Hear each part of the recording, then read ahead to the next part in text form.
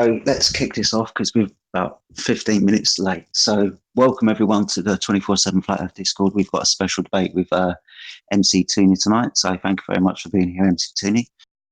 We'll try and keep it as cordial as possible, mate. So if anybody wants to start this off, or you've come to us, so if you want to start off the debate, my friend. Sure. Unless somebody had something. I see a lot of people here, so that's cool. Yeah, lots of people here tonight, so I'm not going to read through everybody's names. But we have got a lot of people here tonight. We got lots, but you won't be bombarded. Only I think moderators can talk. Everyone else has to be unmuted. Okay. So just so we understand who's speaking, when the first time you speak, guys, if you could just introduce yourself as well. For example, so I'm FE Jedi. So yeah, welcome MCToon. All right. Well, I'll introduce myself. I have a YouTube channel. I started back last year when Flat Out Hero issued a challenge to do flight charts and to do a 270-degree triangle using flight charts, which was pretty easy to do. And so he owes me. He doesn't think he does, but whatever. My background, I'm a software engineer. I've been doing that for a while. I studied electrical engineering and computer science in college. I live in Minnesota and in the Minneapolis area, and that's where I went to college as well. So I don't know, that's about background you need for that. So I don't think the Earth is flat. And I think that the curve is hard to see, but you can see it. There's plenty of examples of it. Being this is just Discord, it's not very visual. So I don't have, I chose not to go with the typical visual things that I would for a debate. So I'm going to have to paint a picture in your mind. We do have text chats, though. Sorry to interrupt. I'm Bambi. We do have a text chat if you do want to show something. So we're currently using voice text for everyone if you ever do want to show something. Just putting that out there if you want to, sorry. Yeah, I do see, is that the VC Chill Lounge text? Is that? No. We're in the one that's called voice text for everyone. There's people already typing in and talking about what we're talking about. I see it. Excellent. Okay. Sorry about that. Continue. Yeah. Thank you. So, I would say a nice thing to consider is that on the day of the equinox, happens twice a year. When you're on the equator, we see the sun pass. It rises almost due east, very, very close to due east, and sets almost perfectly due west. And it traces, when you're on the equator, a straight path across the sky. And it does that for all points on the equator. So when you look at that, you need to see that the sun has to come up due east of any one point. And in fact, every point on the equator, which means the equator has to be straight. It can't vary east to west. And that limits some of the choices. So the typical map, that is the AE map, doesn't work for that because it can't be, the equator can't be curved. So it leads to a few possible choices, but they're all three-dimensional and not flat. So the most obvious, of course, is a sphere. The concave earthers will say, well, we're on the inside. The cat earthers might suggest that we're on the belly. And we know they're not very serious, but they're fun. And I mean, you could say it could be a cylinder or things like that, but other observations don't match cylindrical or cat shapes, for example. So, thoughts on that, anybody?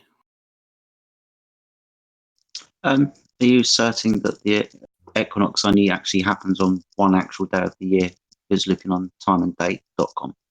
No, it happens twice a year. Yeah. Yeah. But on one particular day when it's, the vernal, or whichever equinox, summer or whatever. But you were certain that it actually only happens on one day. Looking at time and date, it seems to be spread out over 2-3 days. That the equinox is spread out over 2 or 3 days? Yeah, from my understanding, looking at timeanddate.com. Time of sunrise and sunset, and the period of time that the sun is actually in the sky. Yeah, so the days before, day after, they are the sun traces a very similar path to on the equinox. And of course, the one most ideal position is the position that is directly under the ecliptic. Everywhere else is going to have a little slightly different view of the sun on that day. And of course, the opposite side of the Earth from the ecliptic is going to have the most variance versus the near the ecliptic. And that's different every year where the ecliptic is, and the predictions of that are quite accurate. Okay, so this is your best, or your number one proof that the Earth is a sphere? This is step one of a multi-step. Okay, so you're also assuming that the Earth is a sphere to begin with? No, this is No. This is not. No, I said it could be the torso of a cat. It could be a cylinder. It could be as the concavers like the inside of a sphere.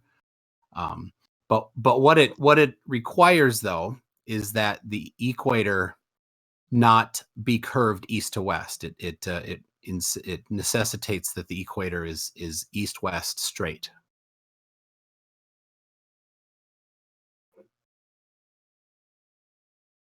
Okay.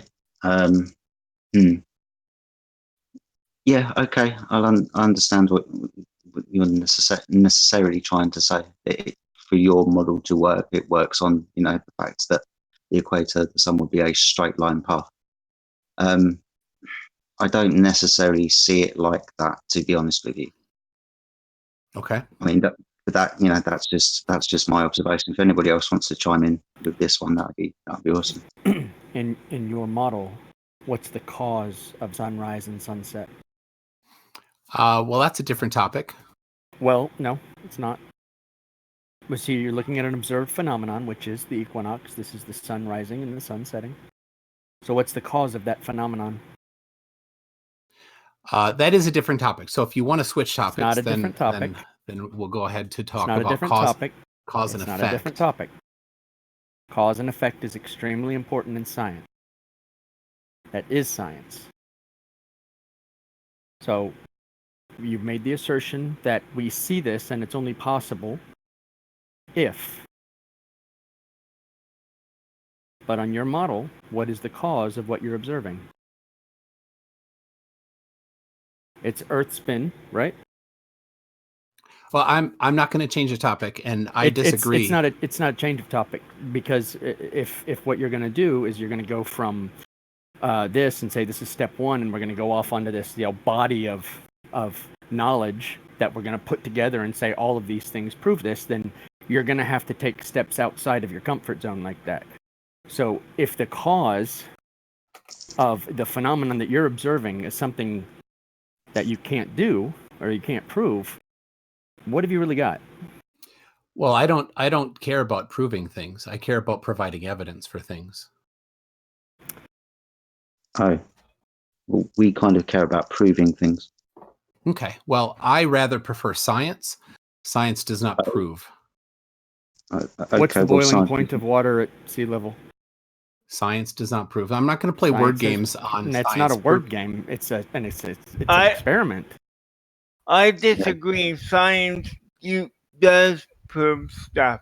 That's what science has been to me, where you prove your theories and all that. So yes, It is about proof. Yeah. Oh, my name is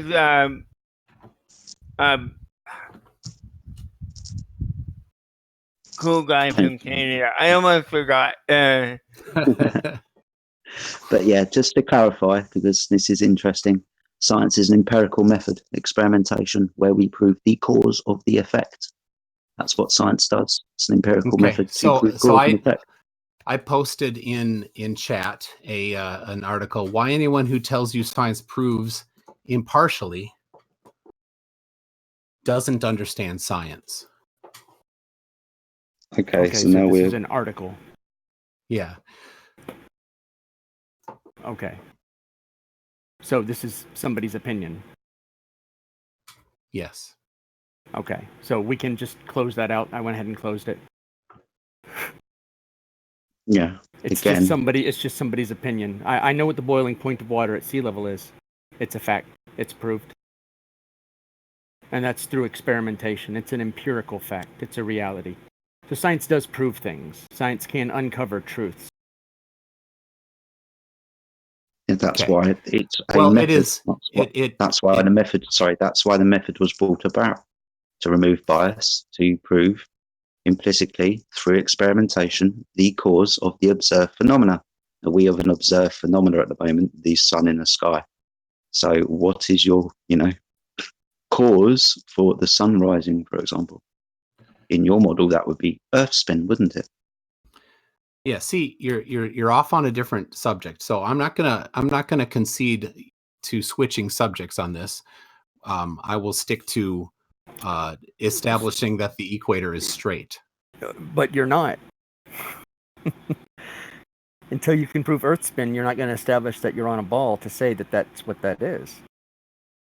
I'm not at this point attempting to establish that I know, I'm on but a you're ball. asking us to give it to you without you having to prove it. Not at all. I'm asking you to consider the evidence that points towards the equator being a straight line. I don't see that East-west. it points to it being a straight line because you're standing on it. If you're standing on it and you're looking at something in the sky, you have a perception from a point of view that you can't comprehend what you're looking at. You're looking up at something. You can't measure a distance to it. You can't triangulate it. You don't know what it is. You don't know how far away it is. So you can't say if that light source is varied or changed speed or anything. You don't know what you're actually looking at. Yeah, that's just your opinion, so we'll dismiss that. It's not my opinion. It's your opinion that we don't know what it is. All things that you say that you have, that you say you know what it is all derivative based on your assumption that you are already on a ball. You won't start from an axiom. You want to start like 10 steps down the line. No, so you're claiming that we can't triangulate. I completely disagree. Okay. You never said you can. Yeah, I mean, I'm noticing the presuppositions within your argument at the moment. The Earth is a ball that is spinning. The sun is a light in space.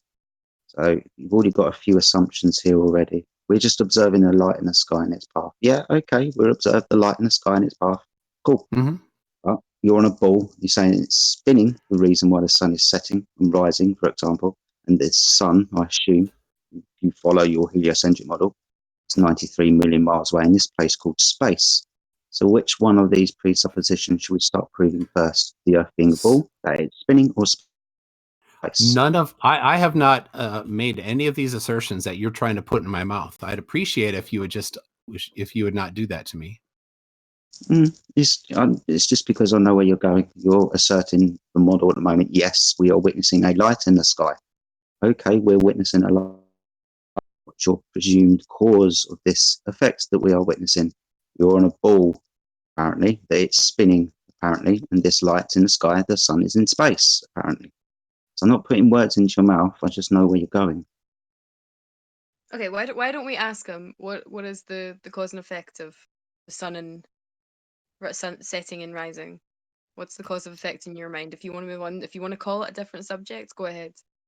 But what's the cause and effect of it? I'll move on to a different subject if you concede that the equator is straight east to west. No, that's the thing. We're not going to concede that. We're not going to concede that because you can't tell us what it is. We can stick on this topic then. No. But before you move on, if you're saying something and then not explaining what that something's doing. You're just seeing the sun. And I'd like just a quick, it doesn't have to be like a completely separate subject, just a quick sentence or two, just explaining what it does and how it's doing it. So at this point, all that I'm asserting is that the sun is something that we can see. The sun is a light source, and everybody shares a view of that light source while it is in their daytime. And So you since can't it's give a quick summary of how it gets into the sky. Just a quick summary. that's not part of what No, I'm I'm just talking about asking right you. now. Can you give me a quick summary of it? Like if you Well, want to go a different if subject for a I quick mean technical. you know what the common So that's what you description is. believe. So if you want Common to go with description. that, that's fine. But that's not my assertion No, at this I'm point. asking No. you. It's not what I want to go with. I'm asking you. Do you believe in the common description of it?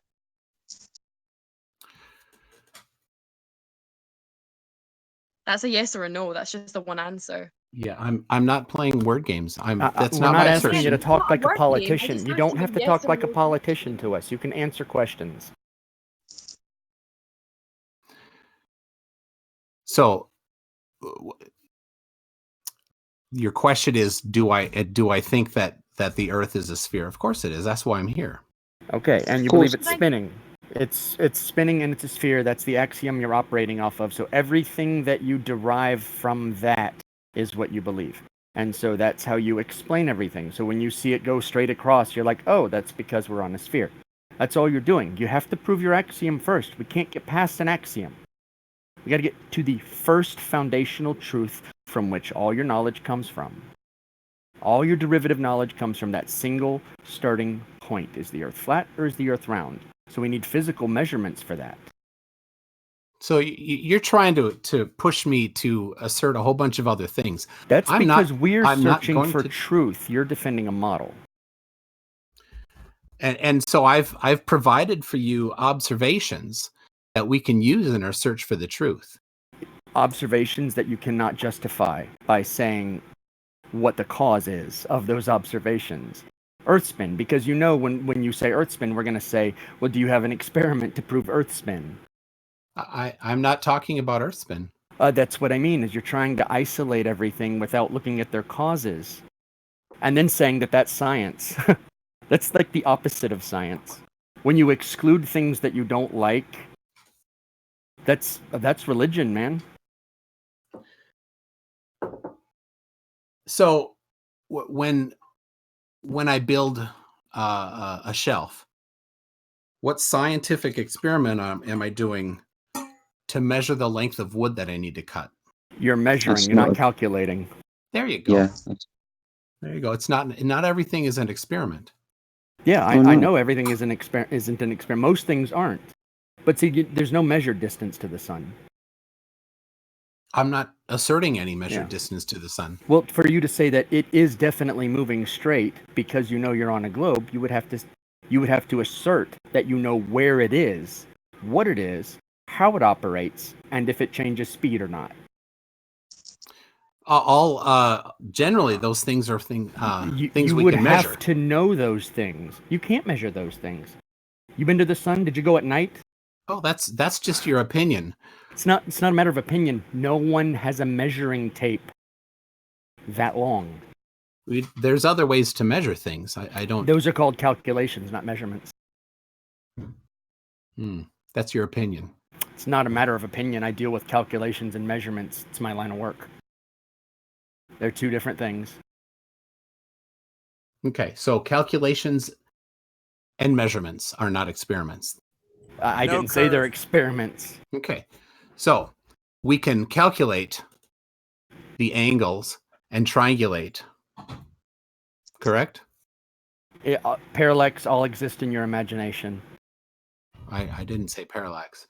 Well, if you're measuring a triangle to something, two converging lines, and you're measuring the convergence of that angle, that's what you're doing.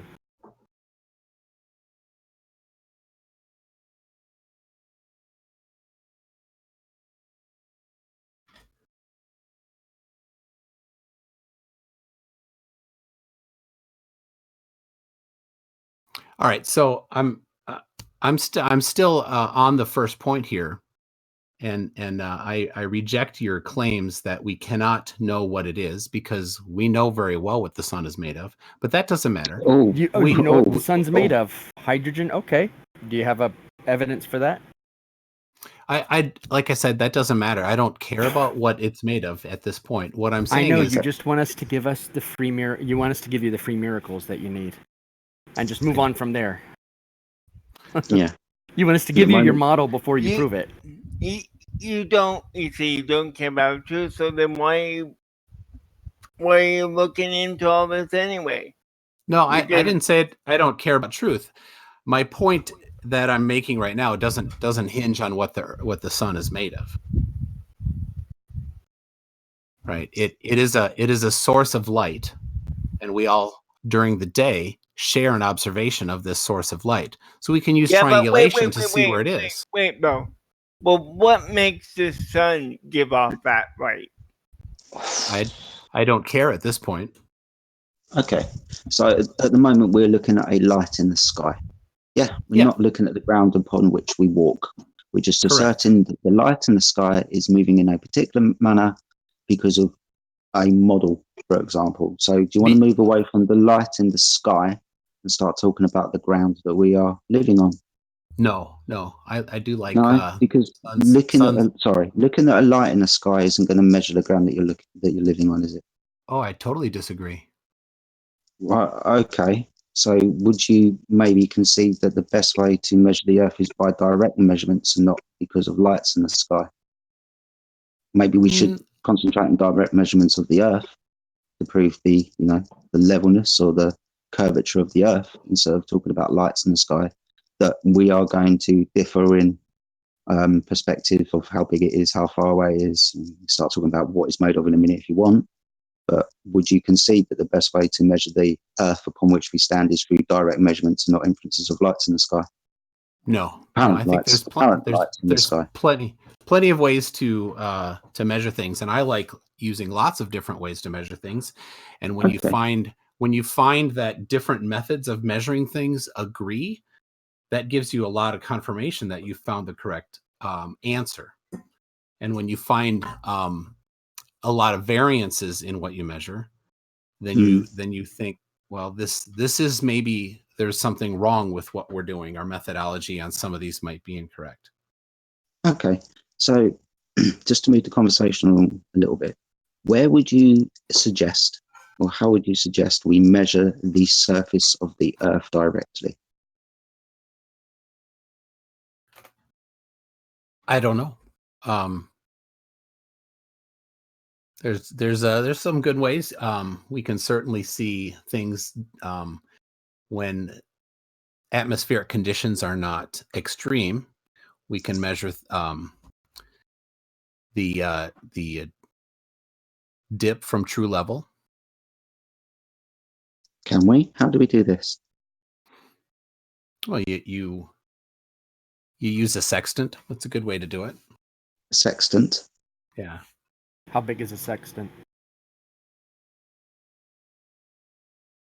How big is your hand? It doesn't matter. Yeah, no, it does. Your frame of reference is what, 5 inches across, and you're going to measure the dip how far away? Miles away? Well, is your question what's the margin of error of a sextant? The margin of error. Okay, well, here for a laser level or a theodolite, you've got about 450 foot of accuracy before you're done. You can't use it outside that for accuracy. It's done. You can't go past that. And you're talking about a sextant? You're talking about something that was made to look at the sky, not to look at the horizon. And the horizon is an ethereal thing. It doesn't exist. It's a converging point in your perspective. Well, that's a claim. Well, no, it is. Oh, yeah, it is an apparent location. Do you have friends that live at the horizon? No, because it doesn't exist in that way. It is an apparent location, the limitation of your view. Yes, you can't go to the horizon. You can't go there and like reach up and like grab the sky.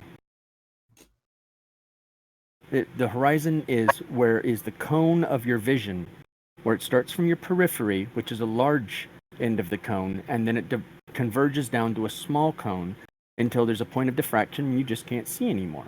because things just get too small on the horizon. And you can't point a theodolite or a sextant.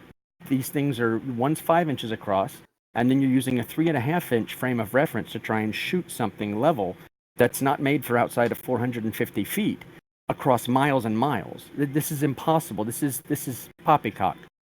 Okay, so neither of those are accurate methods for measuring. Okay, so you will not accept an instrument measuring something that wasn't designed specifically. Hold on, don't interrupt me. Okay. That wasn't specifically designed and certified by some organization to be able to measure that specific thing. Certified by some organization. What's this? Well, you've made some claim about a theodolite can only measure something over it's a certain in the manufacturer's distance. instructions. There you because go. Okay. there is no international standard for theodolites. These are made by private companies and based on principles that are hundreds of years old. So you will not accept that. So you won't accept any measurement that isn't from an instrument that has been certified to be specifically designed to be measuring that distance. What do you mean? What is certified? What do you mean? Well, you're quoting from a theodolite owner's manual, apparently. No, from the manufacturer's specs. Yeah. So they can't measure over or one particular model. I don't know. I haven't seen this in particular. I'd like to see the citation. It would be nice. But so I just want to verify that you won't accept a measurement from any device or instrument that hasn't been certified somehow for that particular type of measurement. What are you aiming at? Actually, I think he was talking about using it in its recommended capacity. Yeah. And at recommended distances, and you're trying to play semantics.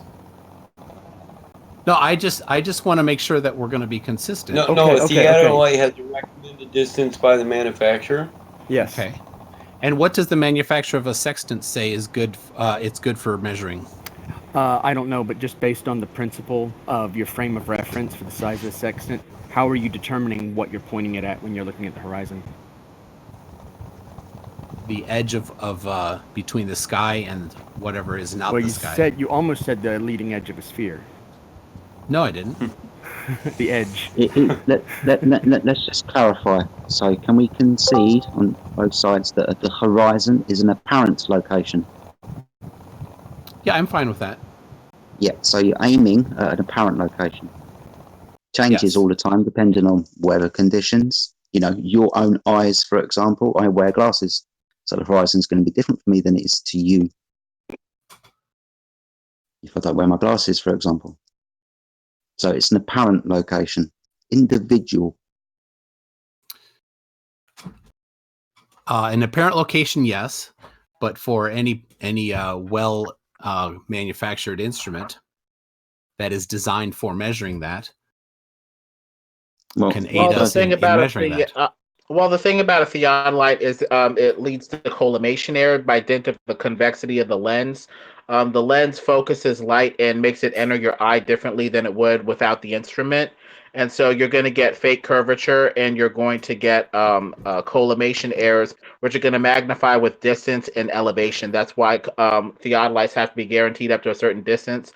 Otherwise, the error gets greater and greater. Samuel Rowbotham went over the collimation error of optical instruments in his writings on the flat Earth back in the 1800s. Yeah, I read all of his stuff there. So now, do you think that trained surveyors do not know how to fix this and address this? Not fix, but address the collimation errors? I don't think people shilling for the globe Earth know how to correct for it, and they pass off deceptive-looking curvature that has been collimated, and the error has not been factored in. All right, so personal incredulity. Thank you. Okay. Well, personal incredulity based off of human nature. People are dishonest and they can lie, and so you just have to figure out what their motivation is to deceive, and just keep that in mind. Well, Lemon Bird, I think you're lying right now. So let's pull back on the subject. Do you have proof? Do you have counter evidence for the truth? If you have it, please state it. See, you have claimed that collimation is an issue. Yet Samuel you haven't proved Rowbotham talked about it. It's not just me picking it out. It's also backed by another source. Yes. But But you need to also address that I brought up that surveyors know how to address collimation and deal with You're that. assuming that they do.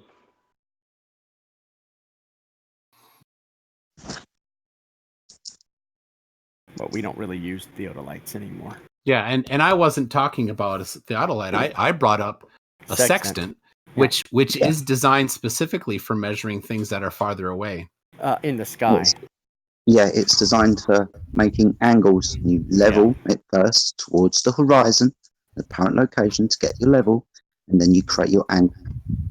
So if I brought up a manual for a theodolite, or not a theodolite, a sextant that talked about measuring the horizon, what would you say? How far away the horizon is. Yeah. It's just like getting to. You gotta read the manual. You gotta know what its capabilities are. You know, you like if you're gonna use an electric drill, you should know how to use that electric drill safely and and keep it in good working order.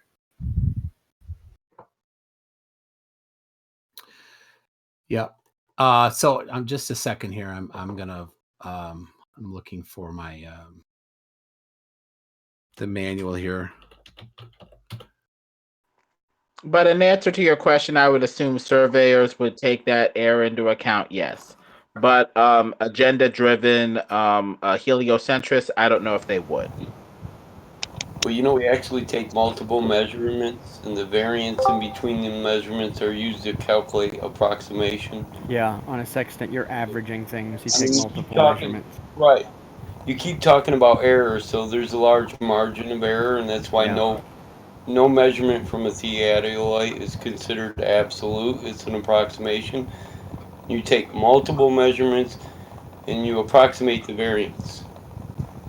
Yeah, every measurement has a margin of error. Yeah. Every measurement. So only people who never used them before talk about them like they're an absolute measurement. They are not in no way, shape, or form. And I would say your sextant would be the exact same thing, measuring angles that are non-absolute. And you'd be more likely to make an instrument like a sextant on a geostationary, still stable, fixed plane, as opposed to the heliocentric one where you have like 4 or 6 different motions, the spin of the axis of the Earth, being dragged by the sun, being dragged by the galaxy, being dragged by the great attractor, and Lord knows what else. All right, so I posted in the chat a book from 1766. So prior to Robotham, a table of the depression or dip of the horizon at sea. So this is specifically instructions for navigators to at different heights when using a sextant to use when they're modifying their calculations to add depending on how high they are from the sea. Would you say that this dip is from the curvature of the Earth or from the thickness of the atmosphere, making the light enter your eye differently? The thickness of the atmosphere? Do you mean refraction? Probably. As you're looking further and further, you're looking through a thicker and thicker air column, which is probably going to lead to refractive effects. Yes. There is a different table in this book that has refraction, and then let's see. We're still talking about measuring an ethereal thing that isn't real, that only exists in your eyes. Yeah, it's not a real place. Yeah, none of way this to is level your sextant. This is why the sextant has the same problem as a theodolite. Is you are looking at something that is not real. It is apparent. There is no place where the sea and sky converge. Well, except that we can obviously see a crisp horizon depending on weather conditions. Yeah, a crisp flat horizon, yeah. Yeah, because crisp once you start physical zooming in line on it, it or- all turns into distorted nonsense too. Yeah, is it a crisp physical line of Earth or just a crisp, place where, the optical, rays from the ground and sun tend to merge into one at the limit of, say, angular resolution? you got light rays coming from all around from the air and the sky. The point at which they're so close they merge into one for your eye is the limit of angular resolution, where two rays are effectively treated by your eye as one object, and you'd probably get a horizon, don't you think? Yeah, absolutely. There is a limit to that, and we can, of course, using lenses, extend the ability of our measurement, so we can get past the 1 minute or one half of a minute of angular resolution that our eyes can see ourselves. Yeah, don't you And think it would be and more it, likely that the horizon is not a hard line of Earth curvature, but just the limit of angular resolution where the rays from the sky and or ground are basically merging into one at the horizon line? I would say you might have a point if nobody had ever invented a lens. Then Yeah, we but wouldn't lenses have know. limits. Lenses have But limits. They can only widen out the rays so much to make it separated into a 2D image.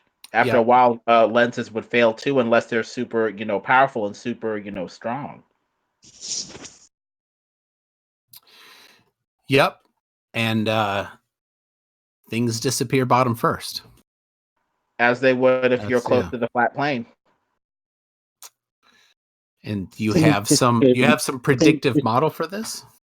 things Life is disappear. short Predictions aren't does. He goes science. through the math. He goes through the math in a 3-hour video. Who does? Life is short. He's a YouTuber. He goes through Hmm. angular resolution on a flat plane.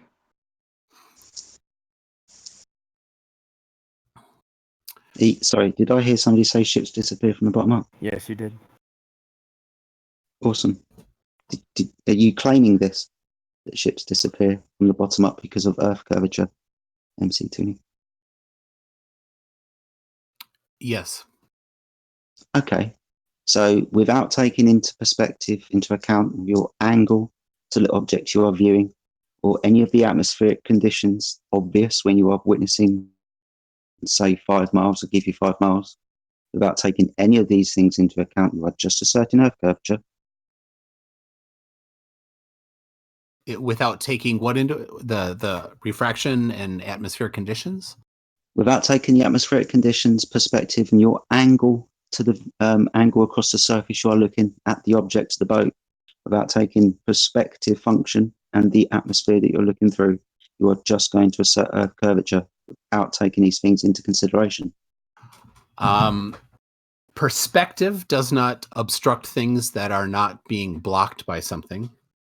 You can make things disappear on the bottom up across a flat surface dependent on your angle of view. If you have a very narrow angle of view across the surface you are looking towards the boat, because of angular resolution, you cannot fit all of that information into that tightest of angles. Therefore, it would seem as if there is an obstruction in the way, because it will start to disappear from the bottom up. You can't resolve all of that information into that narrowest angle of view, especially if you're a 6-foot man observing across the water at a boat. I'm giving you 5 miles. Well, we could be 3, could be 5, could be 7. We haven't specified yet. But you are just asserting that it is disappearing bottom up because of Earth curvature. You Yeah, can and make things disappear. and you're just asserting that it's angular resolution. Well, the Well, thing is, stuff only disappears evenly if your eyeline elevation and the middle of the object are at the same elevation, your eyes piercing the middle of the object. If you're low down to the bottom of the object, you're not going to get even disappearance. The way perspective would work ideally is 50% of the object's above your eyeline, 50% is below your eyeline, so you have a nice even coverage with your visual field. So, say you have a 100-foot object, it would disappear as it goes away from you, evenly. So you'd have 50 feet above your eye line, 50 feet below, and as it goes away from you, it would go down and appear to go like 50, 50, 40, 40, 30, 30, 20, 20, 10, 10, down to 0, 0, where it basically vanishes down to a speck. But if you're low down to the bottom of the object because you're a 6-foot observer, say, you only have 6 feet below your eye line. So you have 6 feet below your eye line and about 94 feet up. So you're going to get a disappearance as it goes away from you, like 94.6. 93.5, 92.4, 91.3, down to basically 88.0. And then from there, it's going to set 88.0, 70.0, 60.0, 50.0, all the way down to setting. but it's not going to vanish evenly because you're too close to the flat plane. Yeah, I don't see how something can be obstructed if there's nothing in the way. That's just not working. Sorry. Just optics. It's not being obstructed. It's optics. Yeah, you can literally demonstrate this yourself. Not actually obstructed. It's your angle of view. Yeah, it's the shortest angle of view. So no obstruction is created, but your angle of view is cut off, which pixelates what you're viewing. Yeah, if that were true, then we could take a lens and have it zoomed out most of the way and see and measure what percentage of the boat or the object that we're seeing in the distance that was obstructed, and then zoom in and see less of it obstructed, but that doesn't happen. Well, that depends. If you're looking down a wall, if you're looking down a floor, you can look at optical views, pictures of this. It's a known phenomenon. When you take a picture down a wall, eventually the wall will blend into the entire image. Please take note of what I posted in voice text. Which one was yours? Get stuck on obstruction, and it's not obstruction. It's how your eyes work. The bottom of the boat is cut off, but it's not. It's actually compressed. You can still see the red, and you can actually see where the stena line is compressed. Yeah, optical angles. These are two angles converging into each other. It's the angle of attack. Yep, we're not actually saying anything's obstructed. Your angular resolution comes to a point where it's no longer resolute. So this stena line, that certainly does look like it is being affected by atmospheric conditions. Yep. It's a combination of optical compression due to being too close to the flat plane, thickened air. It's complicated, but it's not just a hump of Earth curvature obstructing. Complicated. It's just field of view. It's angular resolution. It's like this. You can't watch a TV from the side at a certain angle because it's no longer resolute. The angle of resolution doesn't exist for you to view it. But what you do see is you see the entire left to right of it. There isn't some. Hold on. I don't interrupt my sentence, please. He was still talking. What the hell?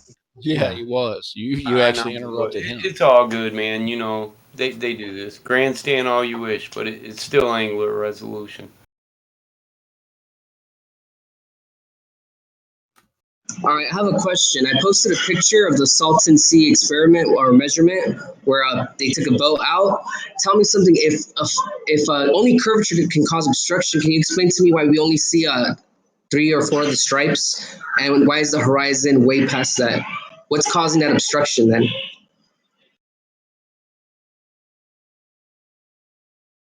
Who were you asking? The only person we're talking to, which happens to be you. By the way, my name is Jose. Pleasure to meet you. I posted a picture that says Salton. You'll see that the horizon, the line of the horizon, is far beyond where the obstruction happens to take place on this canvas. So what's causing the obstruction on the canvas if the horizon's way over there? By the way, they claimed that this was a curvature on that documentary. Yeah, I saw that. So what's causing the obstruction here? Yeah, that could be refraction, certainly. Refraction? What?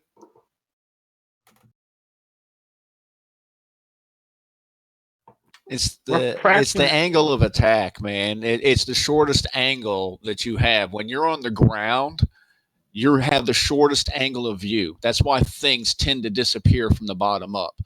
That's why when you go up, things don't tend to disappear from the bottom up because your angle of view has changed. That's literally what it is. There is no curve that's inducing any of this. You can prove this for yourself. Sorry, but go ahead. You can prove this with your own cell phone by putting it on the ground and walking away from it, and go back and rewatch it, and you'll see that your feet disappear from the bottom up. So yeah, you can literally demonstrate this many ways, dependent on your angle of view across the surface towards the object you're seeing. If you are to do a very small experiment yourself, for example, get your eye down to the plane of a table, get a glass, get a friend to pull that glass away from you, you will notice it will start to disappear from the bottom up. Now, the surface you are looking across the table is obviously flat, but the thing is disappearing from the bottom up. This is because you've got a narrow angle of view, as we've been saying. You cannot resolve all of that information in that narrowest angle of view created by the surface you are looking across. Again, as I just mentioned, you can do this again, raise the aperture of a camera, place it on the floor, set it to record, walk away from it. Now, you've raised the aperture about 2 inches above the floor, so you've got to walk a little bit of a further distance this time. But you will notice after distance, when you walk away, you will start to disappear from the bottom up. Your shoes will disappear, for example. So we can do this on the small scale. Again, now we're at the beach, you an observer, 6 foot off the floor, witnessing a boat, again, giving you 5 miles. You've still got a very narrow angle of view towards that object you are looking across the water at. This narrow angle of view, your angle of resolution, you cannot fit all of that information from that tiniest of angles into your eye. Therefore, it will disappear from the bottom up. It looks as if the surface you are looking across is obstructing it, but it is just down to your very narrow angle of view across the surface towards the object you're looking at.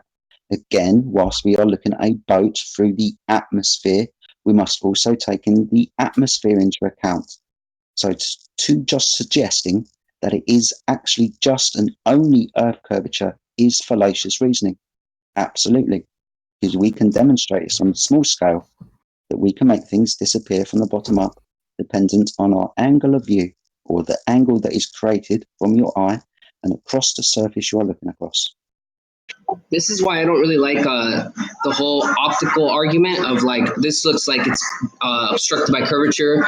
And like the picture I posted, you claimed it was refraction. So like, it's never flat earth for you. It's always like refraction or there's always an excuse for it. That's why I don't like talking about the opticals. I like talking about more of the laser tests, because the laser test, yeah, there's still a margin of error. You know, there's obviously refraction, but there's been some measurements that are such long distances that no amount of refraction, not even 7/6 art standard refraction, can account for. And yes, I'm talking about the FE core laser test. They did a laser test in Lake Issel. It would range from 6, 12 to 41 kilometers, 3 different target heights of, they're all about 1.5 meters of height. And the laser height was about 2 meters above the water. And they managed to do a horizontal pan where they managed to all 3 targets, and the laser was a 0.08 millirad. And the spread of the beam was about 3 meters in width. So even with your standard refraction 7/6R, we're talking about 85 meters is the shortest target the globe can hit. You know, it would have to be that tall, the target they're hitting, but all the targets they're hitting are 1.5 meters. So there's like an 80-meter discrepancy there. You know, like standard refraction only shaves off 5 meters from the main test, which is 90 meters. You can do the math for yourself. I can post the PDF for you if you like. So you've set up a false dichotomy there, unfortunately, because you said if it doesn't match this, then it has to be flat. Instead, we could look at that and say, "Hey, never said that. I'm sorry. Did the middle of my sentence interrupt the beginning of your sentence? I'm not gonna let you smear my name. I did not make those claims. Can you rephrase my words where I said that before you say anything, please?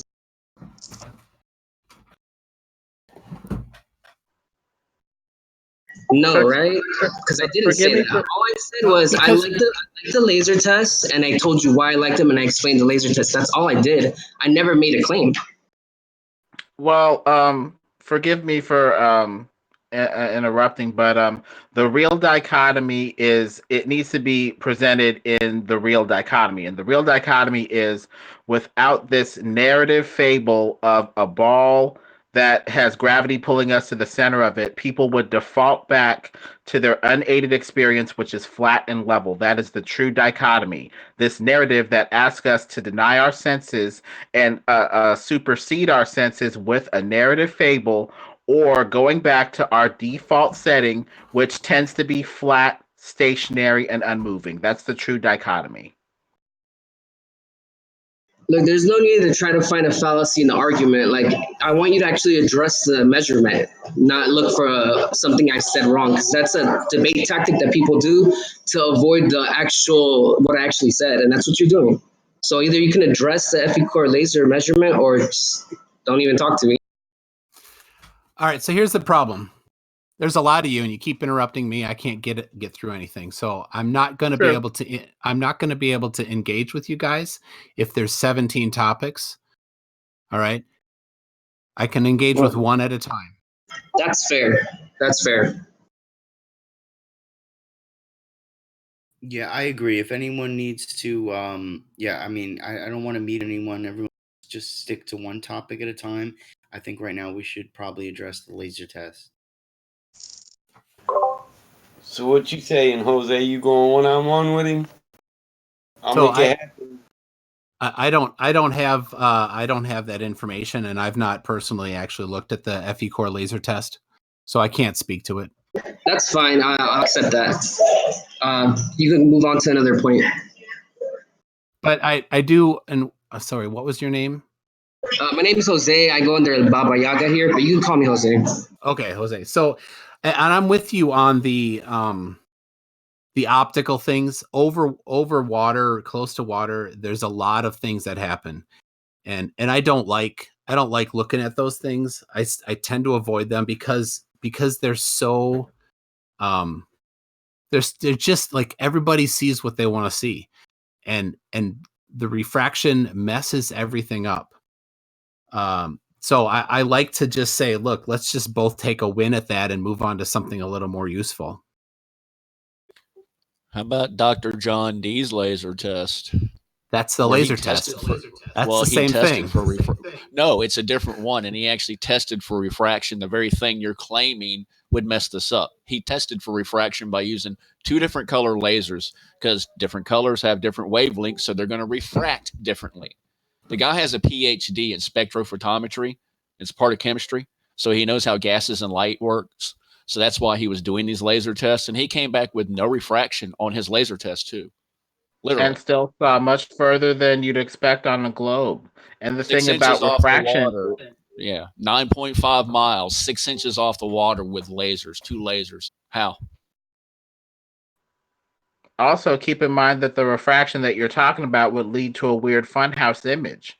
It would lead to the image, getting fatter and amplifying if it managed to stay as a complete image anyway. I mean, we talk about refraction as if it's able to lift up a coherent image that is the same size over great distances. That's a highly theoretical notion of light. We still don't even know what light is.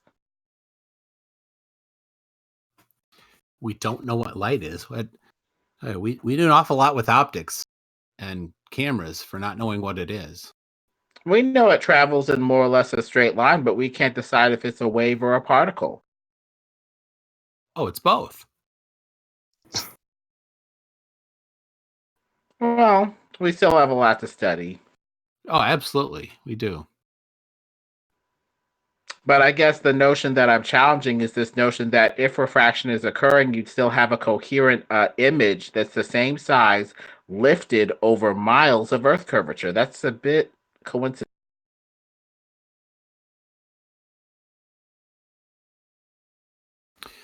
Yeah. So I like I said, I don't like these particular because everybody sees what they want to see, and we don't make much progress. What do you mean? See what we want to see? This is a laser hitting a target. The target should predictably, according to the model, be hidden behind Earth curvature. So we're not seeing what we want to see. We're hitting a target with a laser. The target should not be able to be hit if the surface was curved. This direct line of sight shot is impossible on a curved surface. We're not seeing what we want to see. It's there for everybody to see. It's people who want to assert that the Earth is a ball who like to jump around and say, well, this is because of this and this is because of that. No, we're just witnessing what we are witnessing.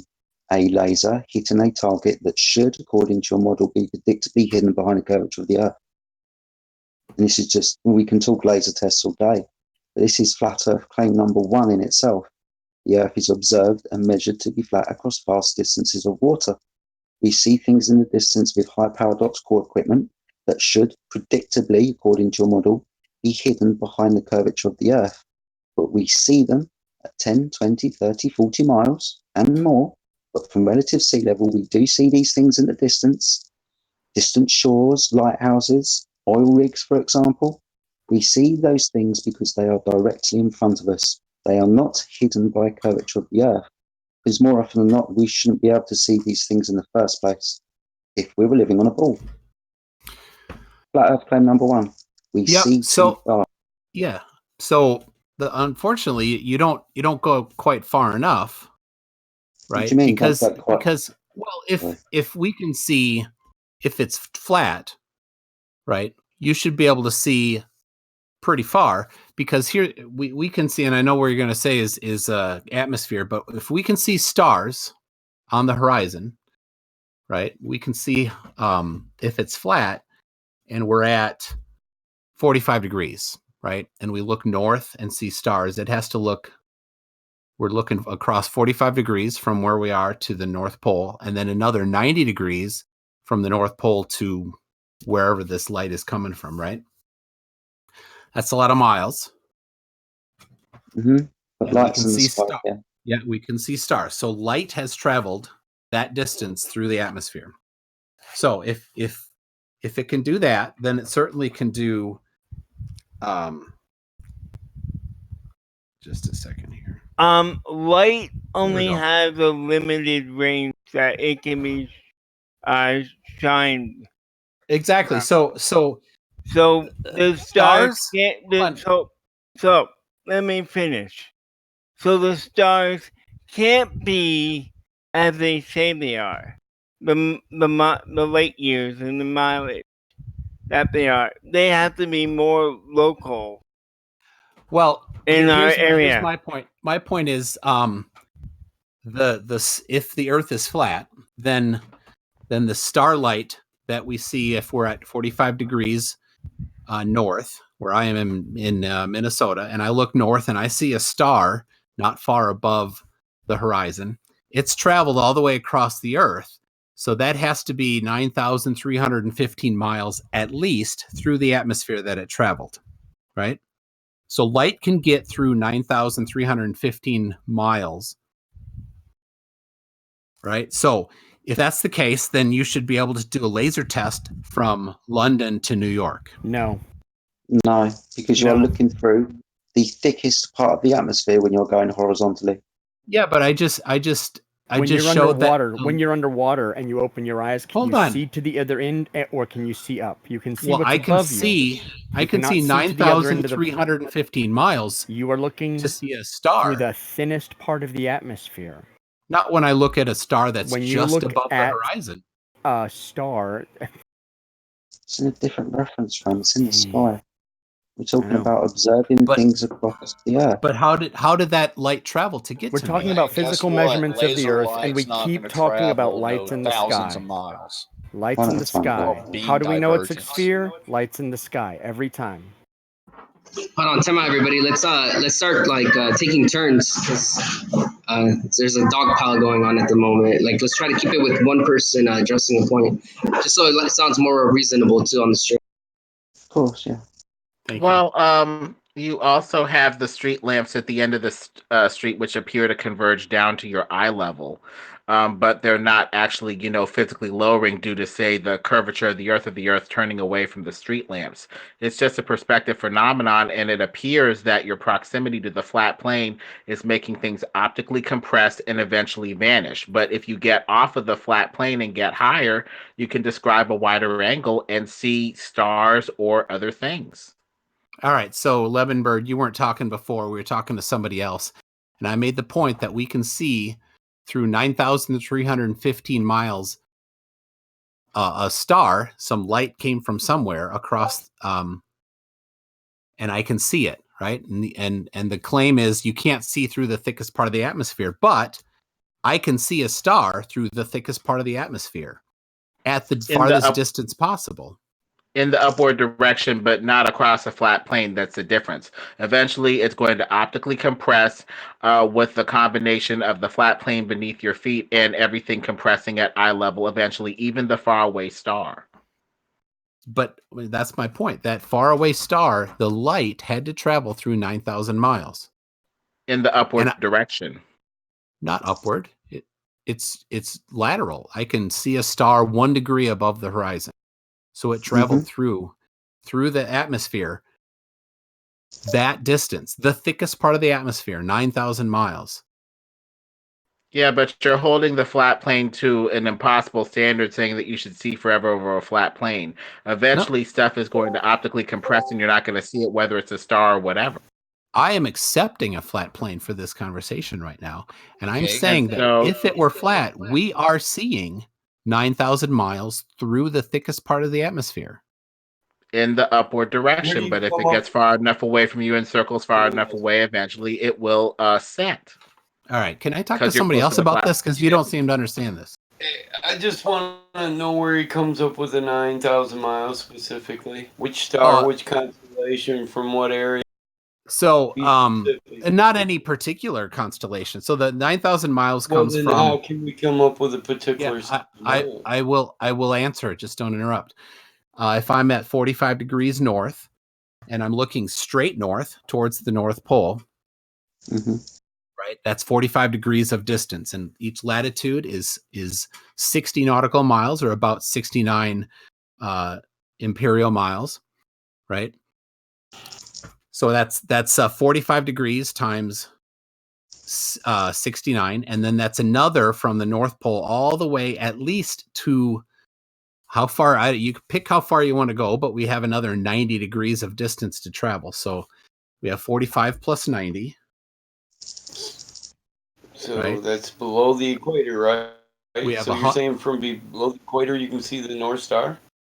I didn't say any particular star. It doesn't matter which star. Specific, because we don't cover this just theoretical. Let's say we can see from this distance. No, let's be specific about the natural observation where we see through 9,000 miles. True, observation, then it's just not true, and it doesn't need to be covered. So if I go outside at night and I look north, whatever star I look at, it doesn't matter, right? They change because they move throughout the night. But any star that I can look at that's just above the horizon had to travel, that light had to travel all that distance to get to me, right? Did that light need to travel through the thickest part of the atmosphere to get to me? This was all over with the laser positions too, as their light's refracted through the atmosphere. So the star isn't actually where you view it at, and this is a known fact. Yeah, I don't have a problem with that. So it's another question: specifically, under what circumstance are we observing what you say? And if this was over about the laser, from from New York to London, give me a laser that has a strong enough beam to make it that far without beam divergence that's going to ruin it, because you do realize there's a thing called beam divergence, and we don't have any laser that can make it that far. Yeah. Now, if you can go get us one, we could try it. Yeah, we're talking about a laser measurement from New York to London, which is like theoretically impossible, and yet we're ignoring like an actual laser measurements that we've done. Why are we doing that? Because it's theoretical crap. That's all they've got. If I can just try and bring this back round onto topic, because the answer that was given to my assertion to begin with was we wasn't using a big enough distance when I said that we observe things in a distance that should be predictably hidden behind the curvature of the Earth. You said that we weren't observing over a long enough distance. So how far do we have to see to see this Earth curve? We know what the calculation is based on the ball being 24,901 miles. Now the calculation works out to 7.98 inches miles squared, or 8 inches per mile squared, sorry. So this is something that we should be able to observe and measure. So at what distance are you suggesting that we should be able to see curvature of the Earth if we start pointing at lights in the sky again? Can you do that from 200 miles. 200 miles. Sorry, can I do what from 200 miles? Can you shoot a laser across 200 miles? No, I can't shoot a laser across 200 miles. The furthest we've been managed to shoot a laser is 25 miles. From what I understand, military technology, laser painted at targets goes up to about 75 to 80 miles. That's, without the classification of what military technology can do. So there are lasers out there that can shoot beams up to 75 miles. And this is admitted by militaries and navies of the world when they paint targets with lasers to hit things with them. And so what elevation are they doing that at? Relative sea level on a boat. What do you want? Should I give you 60 foot off the surface of the water? Aiming at a target, say 75 miles away. That target is, literally parallel. We'll give it, a third story building window if you want to, but they need a direct line of sight from this ship using the laser to paint the target so they can hit it with that ballistic. And they need a laser strong enough to make it that far without the beam divergence scattering it everywhere. Mm-hmm. So they have a limit to what they can do. But again, what distance would you assert that we should be able to measure Earth curvature? Earlier you said that we're not doing it over a long enough distance. However, 25 miles, test for curvature is quite far enough, at 8 inches per mile squared. But you said we're not doing it far enough. Why? 90 meters should be plenty of observable, missing curvature.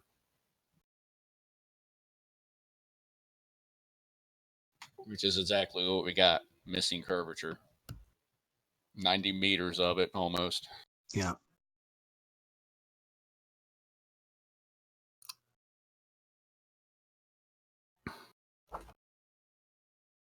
Well, can we move on to not just observing things over the optics over the water? Yeah, I guess. Can we go back to my first point that nobody's addressed? Sure, once you give us the cause. Yeah. Because at the moment we haven't been able to measure or observe this fall. Now you're going to start talking about lights in the sky. Okay, fine. If you want to start talking about lights in the sky, where are these lights? Well, there's the sun.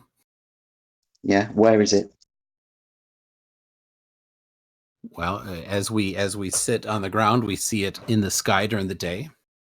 Okay, so it's in the sky, is it? Or is it in another medium? Well, see, it doesn't matter for my point here. Well, it does, really, because we're debating the heliocentric model. You're going to start pointing at lights in the sky. I want to know where you're certain that these lights actually are. It's in the sky. So we can triangulate. What distance? We can triangulate where they're at. You can't triangulate the sun. In your own model, the sun outside the atmosphere is appearing in a different spot than it's actually at. How are you triangulating something that has an apparent position from where you're at? So what that does is that adds a margin of error. So you add in the margin of error. But I'm not. Pardon me. That means you have unknowns. That means it's guesswork. Well, every measurement has a margin of error. Not mine. I never had a client call me back because my measurements had margins of error, because I know what a measurement is. Measurements don't. Calculations do. I don't understand what you're talking about. When you physically measure something, you have it. That's a fact. It's solid. That's what it is. My goodness, that is so wrong. That is not wrong. You don't know the difference between a calculation and a measurement. Wow. That's unfortunate for you. Oh, wow. I'm just going to ban you out of here. How's that sound? I guess because you're just I'm going to, because you're just like an obnoxious faggot. Every measurement. Yeah. No one's kind of patronized you at all. All right, we might have been over-speaking each other, but we've tried to keep it as cordial as possible. Now, I think I've counted that as the third time that you patronized a member of this panel. Oh, man, that riled me for a second there. Can I say something? No, I really want to keep this on subject, guys. I really want to keep this on subject. But to me, if you're going to be going on to debate people, you should be ready to debate them seriously. Well, measurements can have a margin of error depending on the instrument used. Yes, that's why you have like significant figures and stuff. But measurements tend to, be, bare bones, the best thing scientifically when you actually take a ruler or something and measure it, as opposed to just having a theory or just a number in your head, not backed by reality. That's a calculation. Yeah. Yeah. Based upon a presupposition. So if we want to talk about lights in the sky, I still want you to tell me where these lights in the sky are. You keep saying the lights are in the sky. Do you mean they're in our atmosphere? That's what I know the sky to be, up in our atmosphere. Are you saying that these lights are somewhere else? Oh, I was serious. I got rid of him. Oh, really? You did get rid of him? Okay, fine. Yeah, I did. That was about the 6th time he treated someone with like disrespect. I was being kind when I said 3. Yeah, I was counting. Whew. Damn it! I really wanted him to say vacuum. Oh dear. Well, that was fun. Like, he really didn't care about anything he really had to say. It was like, well, I don't care about this. This doesn't matter to me. Come on, if you're gonna come into debate, come in debate seriously, not be all wishy-washy about, We gave him an hour and a half. An hour and a half and never got past his first assertion. That was fun, though. It was fun. Yeah, definitely. I think he was at the limit. That's unfortunate for you. What a fag. Yeah. His patronising level started going up and up. He had a go at Lemon. Said he didn't want to, didn't think that Lemon was understanding him. He had a go at you. Fuck. He had to go at me at one point. Am I wrong? Is there a difference between a measurement and a calculation? Yeah, one's a direct measurement. One's a direct, physical, real, existing thing. You measure the thing. And a calculation is a theoretical measurement. Yeah. I don't think he ever used a sextant before. In my mind. No, he never has. No, sorry for I sat there for an hour and a half, really patient with the guy. I did. I know. We all did. Dang it. And apart from the occasional bit of over talking each other, which freaking happens on Discord anyway. It actually wasn't that bad. There wasn't too much over talking. No, not at all. But there wasn't really one kind of derogatory remark kind of aimed at him in the personal. No personal attack on him whatsoever. Yeah, Mockingjay's right. You might measure a meter of a square box, but you might calculate the volume. That is what you do. You measure a box. And if you calculate the volume from physical measurements, you're usually spot on. But it's your calculations that could be an error, not the measurement. Unless you don't know how to read the instrument. That's the only reason there's going to be an error in a measurement is you don't know how to read the instrument. That's it.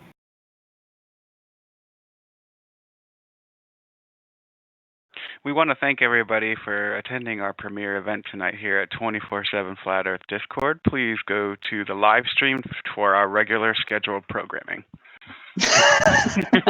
Okay, I'm giving you guys back my 3D glasses because they were crap.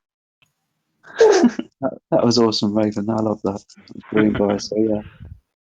Thanks everybody. Thanks to all the moderators that took part in that. Thank you for coming along at such short notice, and thank you to everybody in the live stream who was just listening patiently, and everybody that was awesome. I was just gonna be quiet. That's originally what I was gonna do, but you kept on not just. And I got frustrated. I'm like, okay, I'm jumping in. But yeah, cheers, guys. I think we gave a good account of us. Video where the helipad didn't disappear behind the horizon. Yes, but I have a 25 uncut video of a ship disappearing. Now hang on, mine's uncut. That has not been touched. Right. But it's not past the horizon because you can see the horizon line still. I mean, if Oh something my is past the God. Oh my horizon, you God. cannot bring it back. Oh my God! Oh Are you my telling? God. Are you? Wait, there's too many people. Everyone wanna let's just keep it civil, please. The debate ended and the guy was absolutely going in loops. I thought so. That's why I left. You know, it always gets bogged down to some like you don't know what a measurement is. It's like can't get much further than that. Yeah. Yeah. Shit, I never realized that everybody was here, man. It was only like 3 of us here. Shit. I know now everyone looks like they're moving from the premiere debate. All right, so where were we? Ships in the horizon. Pretty much all I'm saying is like, okay, so the vanishing point. Now, someone correct me if I'm wrong. Vanishing point means